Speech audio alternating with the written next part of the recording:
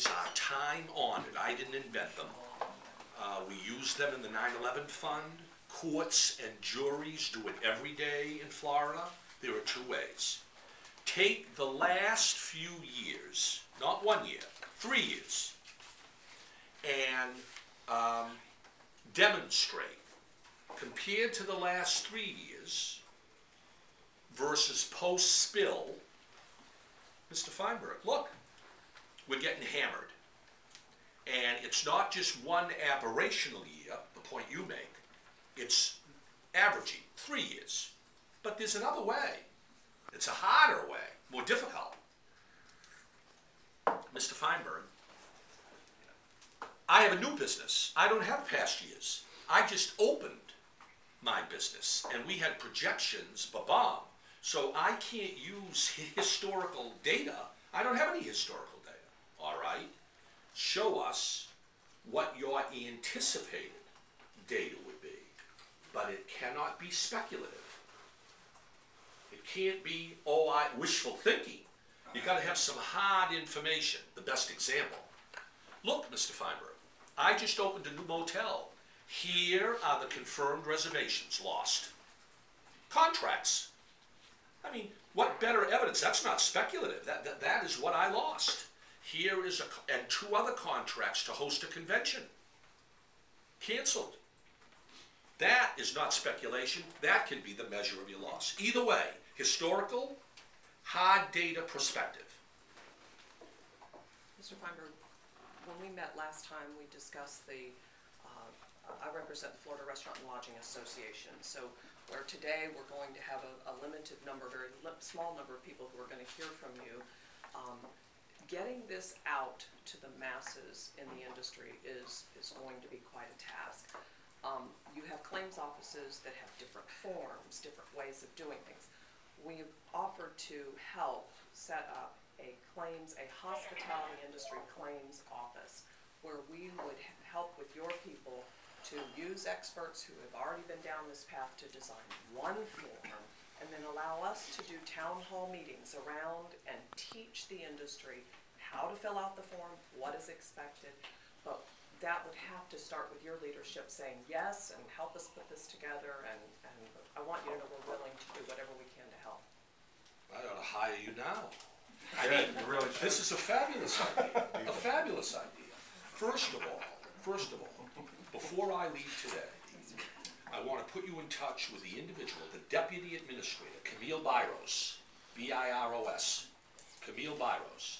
She is finalizing the claim form.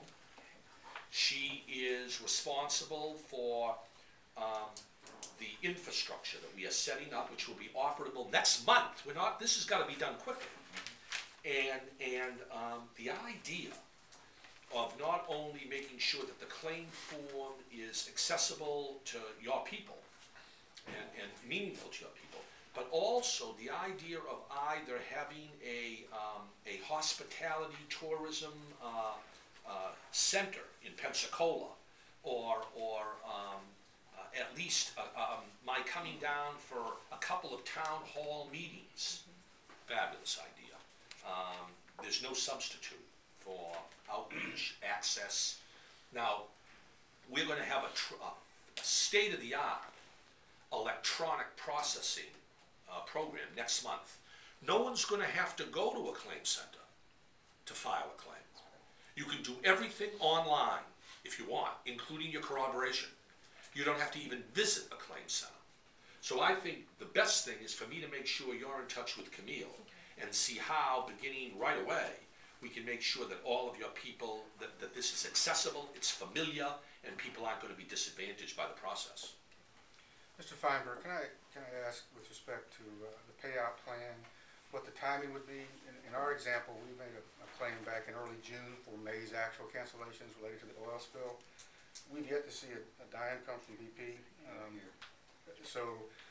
I heard Tuesday, or actually Monday morning, 3 days ago, that I had to submit my umbrella claim under multiple claims, so I had to get new claim numbers on Monday morning and resubmit for May. My problem is that from an economic perspective, we make all the money June, July, and I think most of us do around the table. And from a timing perspective, if I don't have something for June, July, by the end of July, I'm gonna have trouble making payrolls and debt service come August, September. So how do you, gonna address the timing issue?